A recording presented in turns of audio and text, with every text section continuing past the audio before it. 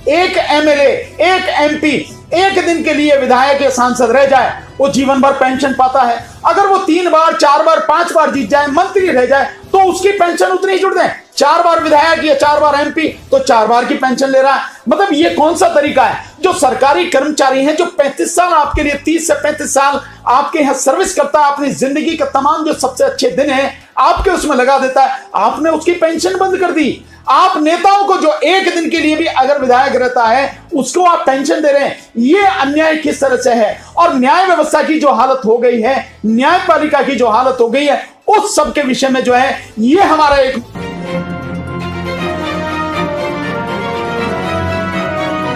बात पूरे विश्वास के साथ कह सकता हूं, आपने देश के चौकीदार की नींद हराम कर रखी है।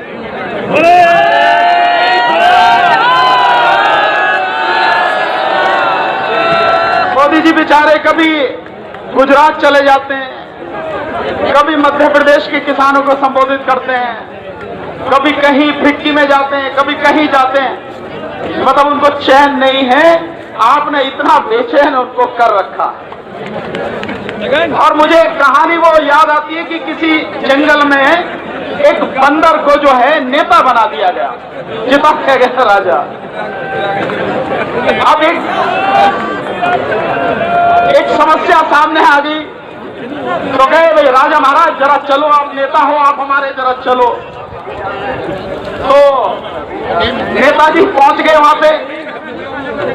अब नेताजी कभी इस डाल पे, कभी उस डाल पे, कभी इधर नीचे, कभी उधर ऊपर उछल कूद मचाते रहे, लेकिन जहां समस्या है वहां नहीं आ रहे। ठीक इसी तरह से मोदी जी कभी गुजरात में, कभी कहीं, अरे समस्या तो यहां है, किसान तो यहां है, सिंघू बॉर्डर आओ, आप टिकरी बॉर्डर आओ, यहां समस्या का हल होगा। लेकिन मोदी जी में हिम्मत नहीं। अगर हिम्मत होती तो आंख में आंख डालकर बात करते, लेकिन आज तक ऐसा किया नहीं उन्होंने। जितनी भी उनकी बातें चल रही हैं, जिस भी मंच से वो बोल रहे हैं, या जितना भी वो प्रचार कर रहे हैं, कागज छाप रहे हैं, उनके जो कृषि मंत्री हैं वो भी जितने कागज छाप रहे हैं, एक 8 पेज की चिट्ठी किसानों को भेजी, आप लोगों ने पढ़ी होगी, पढ़ी है मैंने। मतलब सारी बातें हैं उसमें, लेकिन किसानों की असली समस्या का एक शब्द भी उसमें नहीं है, एक शब्द भी। और मैं सिर्फ इतनी बात कहना चाहता हूं उनसे, प्रधानमंत्री जी, आपके कृषि मंत्री, आपकी पार्टी के चाणक्य और जितने भी आपके आरएसएस के सब लोग हैं, आप जो कानून है उस कानून पर बात करो। आप ये नहीं कि कानून अच्छा है, इतना अच्छा है, ये हो जाएगा, हमने किसानों की भलाई के लिए ये किया, वो किया। बस सिंपल 4 धाराएं हैं, कुल जो 3 कानून पास किए हैं वो 22 पेज के कानून है, कुल 24 पेज के, बस 2 पेज का इसेंशियल कमोडिटीज एक्ट है, जिसमें केवल एक सेक्शन में संशोधन करके सब खत्म कर दिया। और बाकी जो दोनों हैं वो एक 11 पेज का है, जिसमें 25 धाराएं हैं, और एक 20 दूसरा भी 11 पेज का है, जिसमें 20 धाराएं हैं। जो एग्रीमेंट वाला है, एग्रीमेंट वाला जो कानून है, उसकी धारा 3 से लेके और 6 तक का जवाब दे दो, इन किसानों को बता दो। और अभी हमारे साथी बोल रहे थे, आपकी जो संघर्ष समिति है उसके पदाधिकारी हैं, उन्होंने कहा कि हिंदी में छपाओ, अलग अलग जो भाषा है उनमें छपाओ, केवल इन 4 धाराओं के विषय में, बहुत ज्यादा नहीं, इन 4 धाराओं के विषय में इनका अर्थ आप पूरे देश को बता दो, बाकी कागज काले करने की आपको जरूरत नहीं है। और मैं जानता हूं न तो हिम्मत है और न ही तुम्हारी औकात है कि तुम ऐसा कर सको। यही है सबसे बड़ी दिक्कत। जो धारा 3 है एग्रीमेंट की, आप सब लोगों ने जिन्होंने पढ़ी होगी, इस बात को आप बहुत अच्छी तरह से समझ गए होंगे। केवल उससे किसान बर्बाद नहीं होगा। अकेली एक भारत इस पूरे देश को बर्बाद करने के लिए काफी है। अकेला किसान उससे बर्बाद नहीं होगा। इस देश का मजदूर, इस देश का गरीब और इस देश का छोटा व्यापारी पूरी तरह से तबाह हो जाएगा। यह है हकीकत उसकी। जो उस एग्रीमेंट वाले में जो धारा 2 है, जिसमें कहा गया है कि किसान का और व्यापारी का एग्रीमेंट होगा, और एग्रीमेंट किस तरह से होगा, उसमें किस कीमत पर फसल खरीदी जाएगी, फसल का जो ग्रेड है वो क्या होगा, क्वालिटी क्या होगी, और फसल का स्टैंडर्ड क्या होगा। साथ में जो किसान को सर्विस प्रोवाइड करी जाएंगी, यानी कि उसको बीज, खाद, खेती से जुड़ी हुई टेक्निक, उससे जुड़े हुए यंत्र, वो जो सारे के सारे उसको प्रोवाइड कराए जाएंगे, ये कौन करता है? ये कौन करता है? ये जितने भी यंत्र, बीज, खाद, जो आपके पेस्टिसाइड हैं, इनको जो देता है, इनका व्यापार करता है, वो छोटा व्यापारी है, छोटा व्यापारी। और जब आपके साथ एग्रीमेंट करने वाला जो पूंजीपति है वही ये सब कर देगा, तो व्यापारी कहां जाएगा? व्यापारी पूरी तरह से तबाह हो जाएगा। लेकिन कोई भी इस बात को समझने और समझाने को तैयार नहीं है।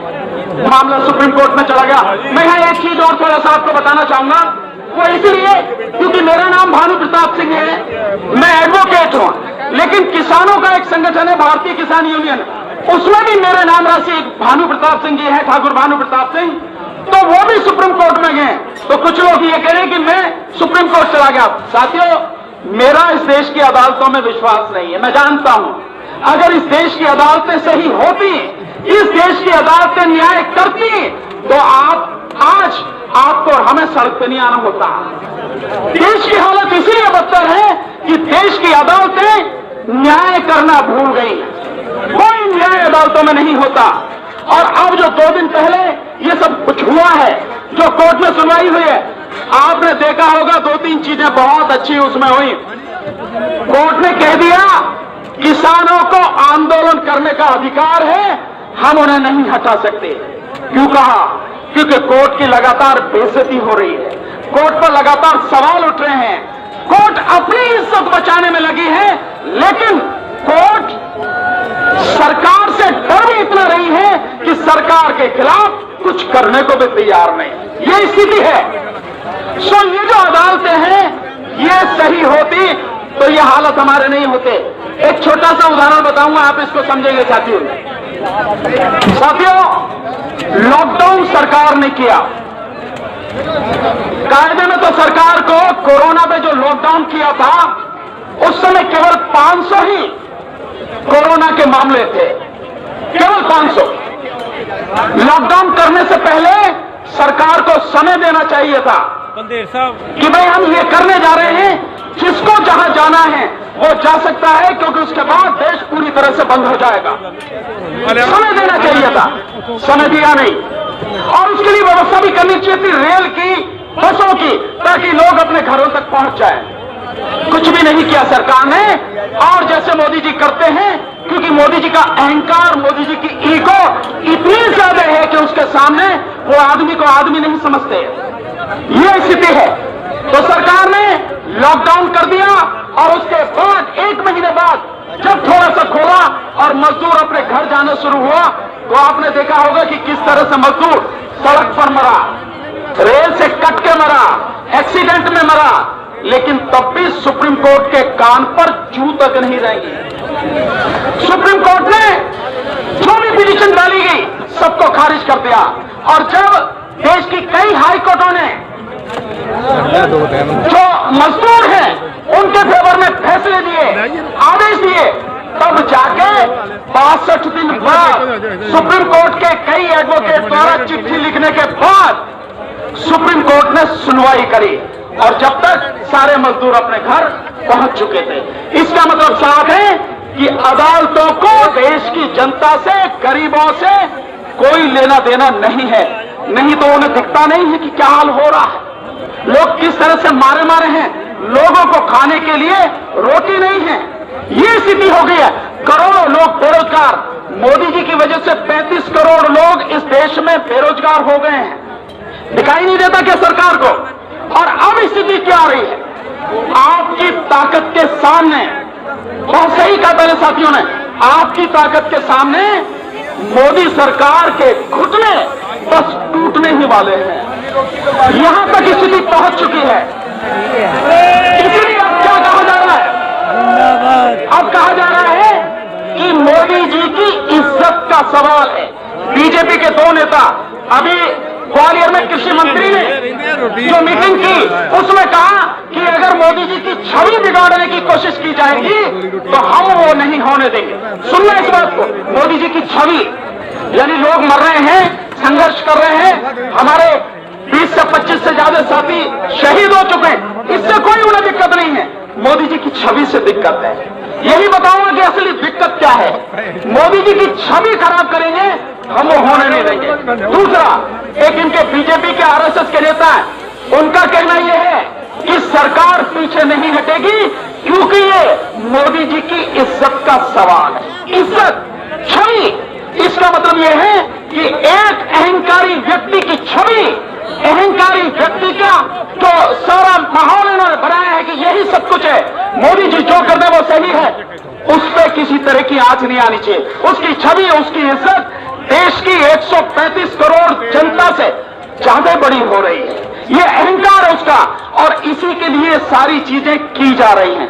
लेकिन अंदर से सरकार की हालत इतनी बुरी है कि जो सोच नहीं सकते हैं लोग। इसलिए मेरा आपको दिल से नमन कि आप लोगों ने जो फैसला किया और आप लोगों ने इस आंदोलन का जो नेतृत्व किया, उसने सरकार के छक्के छुड़ा रखे हैं। ये सरकार की हालत है। और एक चीज साथियों, ये सही बात है कि आंदोलन का नेतृत्व आप कर रहे हैं, यानी पंजाब और हरियाणा, लेकिन पूरा देश आपके साथ में है। ऐसा नहीं है कि और लोग आपके साथ में नहीं है, पूरा देश पूरी ताकत के साथ में आपके साथ में है। सरकार को यह पता है, इसलिए सरकार जो बातें कर रही है, काम की कोई बात नहीं है। कानून की बात करो ना, जो कानून तुमने बनाया उस पर चर्चा करो, उस पर बात करो, तब पता लगेगी ना आपने कि आपने क्या किया है। इसलिए मैं आपको, क्योंकि ज्यादा समय नहीं है, साथी खड़े हैं, मुझे आवाज ही लगने वाली है कि मैं अपनी बात बंद करूं। आगे फिर कभी मौका मिलेगा कहूंगा। बातें तो बहुत हैं कहने के लिए, लेकिन एक बात जरूर 2 मिनट में आपसे कहना चाहूंगा। मेरे अनुभव के हिसाब से, मेरी समझ के हिसाब से, इस देश में समस्या केवल कानून नहीं, कानून तो कितने ही बनते हैं, लेकिन सरकार जिनको लागू करना चाहे लागू वही होते हैं। अगर आने वाले 100 साल तक इस देश में आप एक भी कानून मत बनाइए, लेकिन जो कानून है ईमानदारी से आप उन्हें लागू कर दीजिए, इस देश की पूरी सूरत ही बदल जाएगी। ये देश दुनिया में बहुत आगे निकल जाएगा। लेकिन बेईमान सरकारें, उनकी नीयत खराब है तो अच्छे कानूनों को लागू नहीं करती। ये जो सरकार है, कानून दिक्कत इसलिए नहीं है कि लागू करने वाले, बनाने वाले कौन हैं। इन सब कानूनों को बनाने वाले और इनको लागू करने और न लागू करने वाले कौन हैं? वो है सरकार। और आज की तारीख में पिछले 7 साल से देश में कौन सी सरकार है? वो है एक अहंकारी व्यक्ति, मोदी की सरकार। तो सबसे बड़ी समस्या है मोदी, सबसे बड़ी इस देश की समस्या है भाजपा, और सबसे बड़ी इस देश की समस्या है आरएसएस। जब तक इनको उखाड़ कर नहीं फेंका जाएगा, आपकी हमारी समस्याएं किसी न किसी रूप में, आज नहीं तो कल, कल नहीं तो परसों बनी रहेंगी। कभी इस रास्ते से, कभी उस रास्ते से, ये बरकरार चूकी तू रहेंगी। इसलिए समस्या जो है वो है समस्या मोदी, आरएसएस और भाजपा। और इनको आपकी परवाह किस लिए नहीं है?